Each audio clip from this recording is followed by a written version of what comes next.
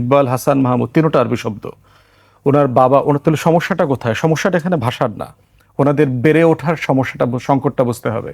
ওনার বাবা মুসলিম লীগের রাজনীতি করতেন, ব্রিটিশ বিরোধী আন্দোলনে সক্রিয় ভূমিকা রেখেছেন এবং পাকিস্তান আন্দোলনের কর্মী ছিলেন, মন্ত্রীও ছিলেন। প্রাকৃতিক সম্পদ শিল্প বিষয়ক মন্ত্রী ছিলেন পাকিস্তান সরকারে এসে 60-এর দশকে, 63 থেকে 65।